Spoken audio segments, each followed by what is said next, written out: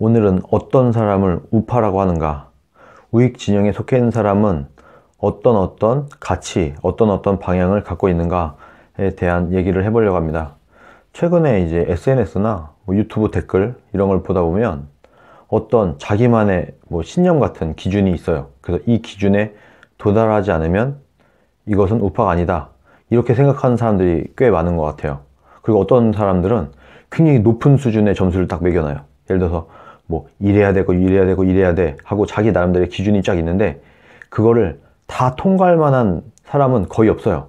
그 정도로 굉장히 높은, 한 90점 정도는 돼야지 우파야, 이런 식으로 굉장히 높은 수준의 기준점을 만들어 놓고, 자기 나름대로는 그런 기준점을 만들어 놓고, 요 밑에는 좌파가 아니야, 우파라면 말이야 이 정도는 돼야지, 우파라면 이 정도는 알아야지 하는데 이 수준이 너무 높은 거예요.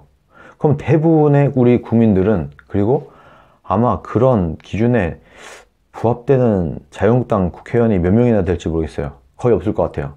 그 정도로 어마어마한 높이에 딱 기준점을 세워놓고 이 밑에는 다 떨어지는 거고 이 위에 올라와야 비로소 우파라고 인정해주는 이런 분들이 좀 있는데, 그렇게 하면 계속 영원히 우파는 소수, 비주류로 갈 수밖에 없습니다. 조금이라도 더 많은 사람들이 우파여야 되고, 조금이라도 더 많은 사람들이 우리 편이어야 우리가 새가 커지고 그 새로 정권도 잡고 우리가 원하는 방향으로 국가를 경영하고 이렇게 되는 거 아니겠습니까? 그래서 저는 기본적으로 우파가 좀 관대할 필요가 있다고 생각을 해요. 관대해지고 포용력이 좀 더 필요하다. 우파 진영에 있어서는 좌파들에 비해서 굉장히 돈이 엄청나게 높아요. 그리고 자기가 원하는 어떤 기준, 여기에 도달하지 않으면 정말 말도 못하게 비난도 하고 해서 오히려 우파들이 못 뭉치게 되는 그런 이유들을 제공하고 있지 않나, 이런 생각을 합니다.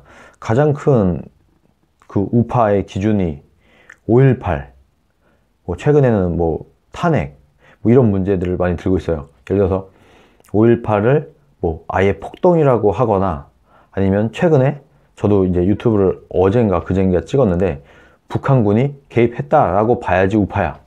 만약에 북한군이 개입한 거 아니야, 그런 근거나 그런 증거가 없잖아. 그런 증거나 근거도 없이, 명확한 근거도 없이 북한군이 개입한 거라고 주장하면 어떡해? 이런 식으로 말하는 사람은 그건 좌파야. 그건 민주당을 도와주는 거랑 마찬가지야. 이렇게 치부해버리는 분들이 있어요. 그리고 예를 들어서 탄핵에 찬성했어? 그럼 우파 아니야. 그럼 좌파야. 탄핵에 반대했어? 그럼 너 우파야. 이런 식으로 탄핵이라는 게, 박근혜 대통령 탄핵이 기준점이 될 수가 있나요? 좌우를 나누는 기준점이 없죠. 그리고 5.18 문제 하나가 북한군이 개입했고 안 했고 이런 거 떠나서 어쨌든 이런 기준점 하나가 좌우를 나누는 기준이 될 수는 없습니다. 그런데 뭔가 이런 걸로, 예를 들어서 너 박근혜 대통령에 대해서 어떻게 생각해? 박근혜 대통령을 되게 좋아하면 우파고, 난 박근혜 대통령이 좀 너무 못했기 때문에 탄핵당한 거 아니겠어? 이렇게 생각하면 너 좌파야. 이런 식으로 그 우파를 감별해내기 시작하면은 나만 할 사람이 없을 겁니다, 아마. 그래서 저는 정말 우파가 뭔가, 우익이라는 사람들은 어떤 생각을 갖고 있는 사람인가 라는 것을 아주 간단하게 정리를 해보려고 합니다. 한마디로 정리하자면 그냥 시장경제 자유민주주의죠.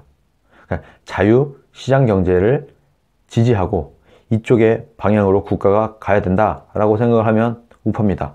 이것만으로도 사실 끝날 수 있어요. 근데 조금 더 설명을 하자면, 시장경제가 곧 정의다. 그리고 시장경제 안에 있는 이 경쟁을 통해서만이 공정한 사회를 만들 수 있다 라고 생각을 하면 우파입니다. 그리고 국가보다 시장을 더 신뢰하면 우파예요. 국가가 하는 것보다 시장에 맡기는 게 더 옳다라고 생각하면 우파적인 생각을 가진 사람입니다. 그리고 먹고 사는 문제, 내가 먹고 사는 문제는 국가가 책임져 주는 게 아니라 기본적으로는 내 스스로 해결하는 거야. 내가 먹고 사는 문제, 내 자식 키우는 문제, 이런 거는 내 개인이 기본적으로 담당해야 된다라고 생각하면 우파입니다. 그리고 월급, 급여가 내 경제 생산성에 맞게끔 급여가 주어지는 거야 라고 생각을 하면 우파예요. 뭐 국가가 강제적으로 정해주고 지금 소득주도 성장이니 이런 것처럼 국가가 강제로 끌어올려줄 수도 있는 거야. 내 경제 생산성과 상관없이 하고 생각하면 이제 좌파가 되는 거죠. 그리고 민주주의라고 하는 것은 기회의 평등이다. 결과의 평등이 아니고 기회의 평등을 가져오는 게 민주주의다 라고 생각하면 우파입니다. 그리고 이건 약간 우리나라에 해당되는 내용인데, 대한민국이 성공한 나라다. 대한민국이 그래도 한 10위권 경제 대국이고 꽤 잘 나가는 나라지 않냐. 이렇게 짧은 시간 동안 이렇게 산업화와 민주화를 이룬 나라가 없기 때문에 대한민국 정도면 상당히 잘 사는 나라, 성공한 나라다 라고 생각하면 우파입니다. 헬조선이야. 우리나라 너무 살기 힘들어. 죽을 것 같아. 지옥 같은 나라야 라고 생각하면 이제 좌파가 되는 거죠. 북한 동포의 인권, 그 사람들을 위해서 이 세습 독재 체제가 무너져야 된다. 세습 독재 체제는 어떻게든 끝내고 그들도, 북한에 살고 있는 그 우리의 동포들도 자유민주주의 시장경제 체제에서 살아야 된다. 그들의 인권도 소중하다 라고 생각하면 우파입니다.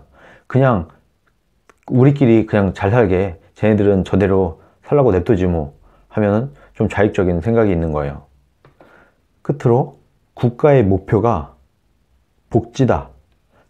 나라라는 건 국민들에게 복지를 하기 위해 있는 거야 라고 생각하면 좌파적인 생각이고, 국가의 목표는 자유다. 국민들에게 자유를 주기 위해서 국가는 존재한다 라고 생각하면 우파입니다. 이렇게 사상과 가치, 국가의 방향 이런 걸로 기준을 잡아서 너 우파냐 좌파냐 이런 식으로 구분해야지 맞지, 뭐 5.18이니 뭐 탄핵이니 뭐 특정 정치인 한 사람 아니면 여러 사람일 수도 있어. 어떤 정치인을 좋아해야지만 우파다 이런 식으로 생각하는 것은 옳지 않다고 그렇게 생각을 합니다.